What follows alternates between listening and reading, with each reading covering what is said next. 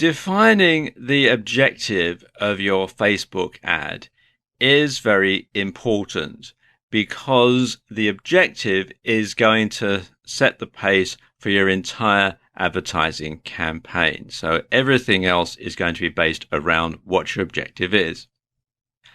Now, some people get really puzzled and unclear about precisely what they want their Facebook ad to achieve. And you need to have a clear objective in mind for your ad. After all, if you don't know what you want, how do you know when you've got it? So you need to define this from the start. And actually, Facebook do make this very easy for you. So let me just give you an example here just to illustrate the point. Now, one potential objective would be to get direct conversions. And a conversion counts as someone going through the action that you want them to. So let's say the objective is someone clicking on your Buy Now button and buying your $10 ebook on the Ultimate Total Body Workout. And when the sale has gone through, that's a conversion. So it's making a direct sale from your website via a Facebook ad. Fairly straightforward. So what you do for this ad is you would target people who were in their 20s or 30s or perhaps older, who listed the gym or fitness as a hobby in their Facebook profile. Next, you will create an ad that would show either in the sidebar or in their home feed. And in this ad, you will broadcast very clearly what it was you were selling and how much you were selling it for. So you will want to have a nice eye-catching ad. You'd want to have a picture of the ebook cover. You'd want to have a nice graphic, perhaps showing somebody working out like we did in the last slide. You will want to just sort of have something that would scream out to anybody who saw it that exactly what this ebook was about. So you could eliminate anybody who didn't want to buy it, you see, because this is where Facebook advertising can be a little different from other forms of advertising in terms of approach. Now, in the past, you might have learned to save the price until right at the end, after you've already convinced the person to learn all about your product and to buy. And this is known as the AIDA approach, which stands for awareness, interest, desire, action. Now, in pay-per-click marketing, because this is the version of Facebook marketing we're going to focus mostly on, you're trying to avoid clicks just as much as you're trying to encourage them. And you don't want people clicking on your ads unless there is some chance that they might be actually willing to buy. And this is very important. Otherwise, you're going to lose your ROI, which stands for return on investment, because obviously there is a cost every time somebody clicks on your ad. So you don't want people clicking on your ad, going through your website, reading about your ebook, thinking, no, this isn't what I want. I'm looking for an ebook on flower arranging or something like that, and then simply clicking away, because then you've lost that amount of money that it's cost you. So you want to make sure that it's an investment, not an expense. People click, you pay, but they go to your site and they like the ebook and they buy it. That's the ultimate objective. So you'll make your ad with a headline that very clearly says something like, get the Ultimate Total Body Workout ebook for just $10. And this technique will work because anyone who doesn't want an ebook or isn't prepared to pay $10 won't click. So if someone wants a video, they're not going to click. Someone wants a free ebook, they're not going to click. So this means you can afford to increase your CPC and have your ad seen more often. And it also means you increase your chances of being seen by someone who does potentially want to pay $10 for your ebook. In turn, That will increase the percentage of clicks that result in a conversion. Objective obtained. Now, exactly what the objectives of your Facebook advertising campaign are will impact heavily on the approach that you use, and will also be intertwined with everything from your cost per click to your maximum budget and to your ad design. Because obviously, if it's a $10 ebook, you don't want to pay more than $10 a click because you'll be losing money. And Facebook actually lets you set your goals right from the start. And the options that they give you are fairly wide-ranging and comprehensive. And these cover improving engagements of a post, getting more likes for your Facebook page, getting more clicks or leads for your website, getting more installs for an app, promoting your event or offer. And Facebook's evolving all the time, so they may have added more by the time you see this. Now, the more closely you define your objective, the greater your chance of achieving success with Facebook ads.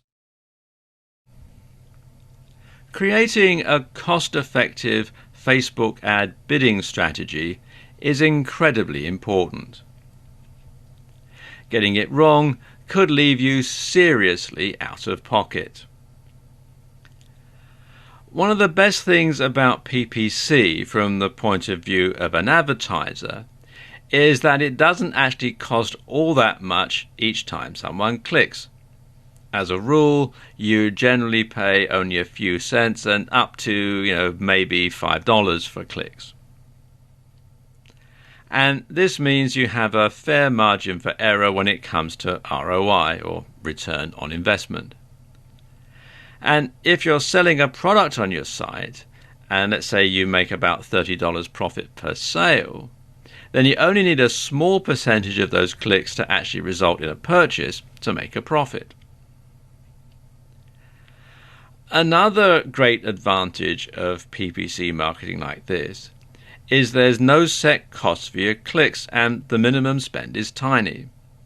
And this is how a huge company like Amazon can afford to spend hundreds of thousands of dollars on their Facebook advertising, while smaller businesses and entrepreneurs can also afford to pay for some ads and compete with them on a level playing field. And it's highly adaptable, and it gives you a gigantic advantage if you have a limited budget or when you're just starting out. Okay, I know what you're thinking. If there's no set budget, how can you calculate how much you're going to pay? Well, Facebook make this quite easy for you. Now, essentially, this works on a bidding system where you set your CPC, your cost per click, and this defines how often your ad shows. Now, like all of us, Facebook wants to earn as much money as possible. So the ads they show will be dictated by who is bidding the most. And each time there's a slot for an ad, all the relevant ones will be compared, and the ones which bid the highest will be shown the most often. But of course, it doesn't mean if you're paying lower, your ad won't be shown at all. It doesn't work that way. It's not like an auction. So let's say you're willing to bid $2 for each click. Well, chances are that your ad will be seen frequently, but it'll also cost you a lot. If you're only paying 5 cents for each click, your ad will be shown far more rarely. But at the same time, your overheads will be much lower each time someone does click on your ad. And another important factor to consider when making this decision is your overall budget. You can set a maximum budget with most forms of PPC, including Facebook advertising. And this allows you to set a cut-off point and a cap on how much you're going to spend. So, for example, if you were to set a daily budget of $100 and you were paying $1 per click, after your ad had been clicked on 100 times, reaching your daily limit of $100, your ad would stop showing and you wouldn't pay anything more. And this way, you'll be prevented from running up a massive bill. You can also pay per impression. And this means you'll pay each time your ad is shown. And this is the default setting for advertisers. But it's best avoided until you're certain that your ad is effective. Otherwise, you could end up paying for an ad that nobody clicks on. Unless, of course, you're looking for ways to build your brand and you're not interested about clicks. You just want to get out there. You just want to have people notice who you are and what your brand is, in which case paying by impression certainly makes sense. So, how much should you bid? Well, that's going to depend on how competitive your niche and your keywords are. You can choose either automatic bids, and this means that Facebook bids for you, or you can choose to enter a bid manually. So, if you're just starting out, it's probably best to use automatic bidding to begin with. Now, bear in mind that Facebook want to make money from you, so initially they're going to set this figure quite high, but because you may not know exactly what is a good bid and what is a bad bid, you're probably going to have to go along with it just to begin with. But the best strategy that I can think of is to keep it at automatic for a couple of days and see how well your ad performs, and see how often it's being shown, see how many clicks you're getting, etc., etc. Then cut the CPC down and see how often your ad shows. And you want to keep reducing it until your ad is showing less often than you want it to, and then you put the CPC up a bit so that it starts showing more frequently. And monitor your stats. Now, Facebook provides you with quite a lot of stats, so you want to monitor those and keep track of how your ad is performing.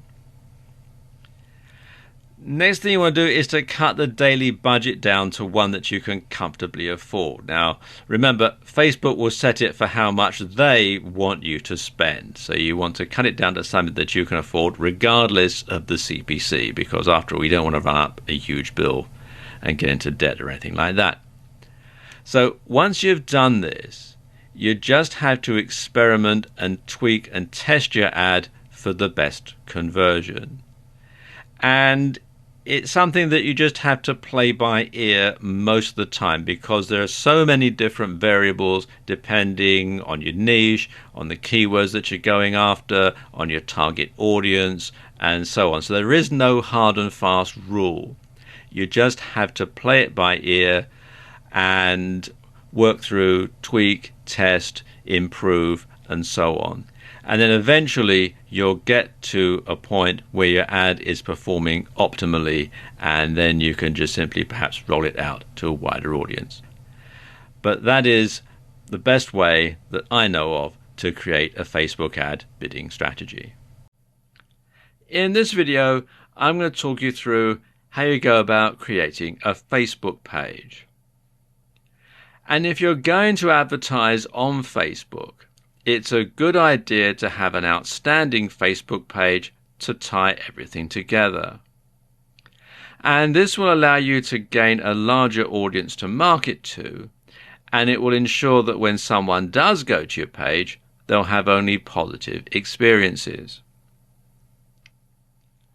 Creating a Facebook page for your business is very similar to creating a profile page for yourself, and you have many of the same elements, such as information, a profile picture, and a cover image.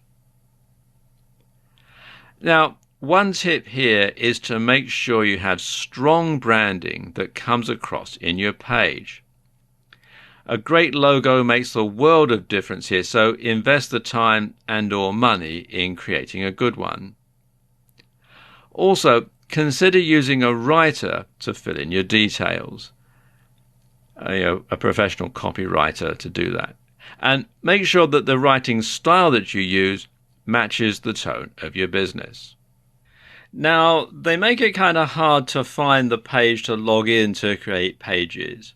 So you want to come to this URL, which is facebook.com/pages/create.php. It takes you to this page here. It says create a page. And you'll see that there are various categories that you can have for your page. It can be for a local business or place, a company, organization, or institution, a brand or a product. It can be for an artist, band, or public figure. It can be entertainment or a cause or community. Now, each of these classifications will have specific fields that are unique to your page type. And it's a good idea to have all the relevant information to hand before you start putting your page together. Then what you do is simply follow the on-screen instructions as they walk you through the procedure. It's all pretty straightforward, regardless of what type of Facebook page you're going to set up. They do make it very, very easy to follow. One point that's common to all of these pages, though, is to have your logo as the profile picture. And this should be at least 180 by 180 pixels.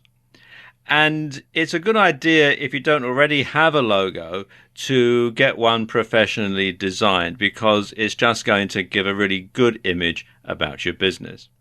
So once your Facebook page is set up, you can then tie it all together with your advertising, and you'll find that things will flow very smoothly indeed. Split testing your Facebook ad is a surefire way to make sure that you're getting the best from it. Now, put simply, split testing means having more than one ad, monitoring which one converts the best, and then rolling out that ad to the majority of your ad viewers. And sometimes this is called A/B testing. And it works a bit like this. First of all, you have your Facebook ad set, and then you have two ads. For the sake of argument, let's call them Ad A and Ad B. Now, an ad set defines a particular target audience. And it's also used to define your budget, your schedule, and the bid type. So let's say you're going to have the two ads and you run ad A for X number of days or impressions.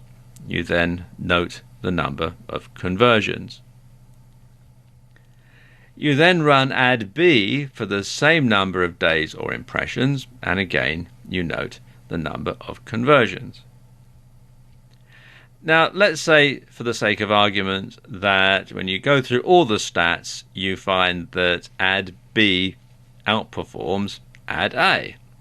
What you simply do is drop ad A and roll out ad B to everybody that you want to target with the ad.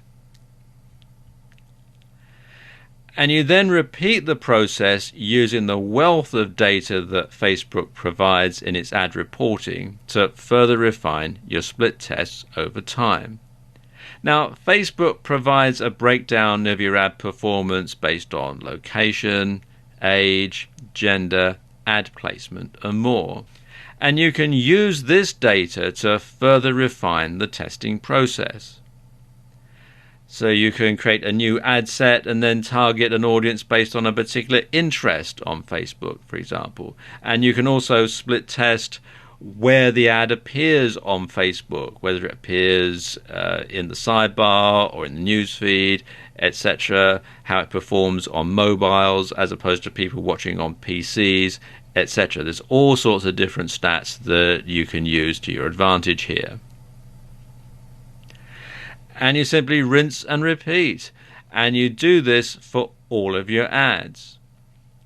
Now, every time you create a new ad, split test it against the old ad to see if it performs better. So your old ad is the control that you're going to test against. And of course, if the new ad performs better, well, drop your old ad and go with the new one. And if it doesn't, well, simply stick with the old ad for the time being. And what you'll find is, over time, some demographics will respond better to one ad more than to others. So you can then refine your ad campaigns, serving one particular ad to a specific target audience and another ad to another target audience. And because you can drill down and get very specific with who sees each particular ad, this is one area where Facebook ads really score over, say, Google AdWords. So you can split test and all the different demographics, and you can make sure that every ad is performing optimally. Facebook provides you with a ton of data that you can use to make sure your ads are performing efficiently. Let's take a look at some of the stats. The sort of statistics you can get are similar to those provided by Google Analytics, but in much greater detail. Let's look at some of the different metrics. First of all, you'll want to log into Ads Manager or Power Editor. You'll be able to access a number of different statistics. First of all, there's the performance, and this is the results, reach, cost, budget, amount spent, and schedule. Then there's delivery, the reach, frequency, cost per 1,000 people reached, impressions, CPM, that's cost per 1,000 impressions, and this is if you're doing CPM rather than PPC. Then you've got engagement. This is people taking action, post likes, post comments, post shares, link clicks, and page likes. Then there's video engagement if you're running a video ad.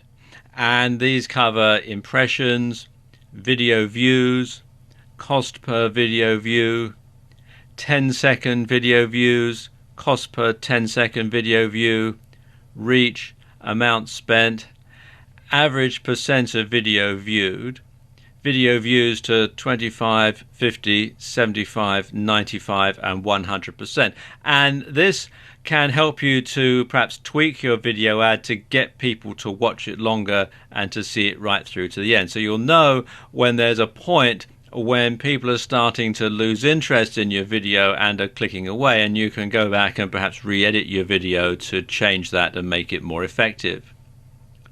Then there's app engagement, and this covers mobile app installs, mobile app actions, cost per mobile app install, cost per mobile app action, app installs, app engagements, cost per app install, cost per app engagement, post likes, post comments, and post shares.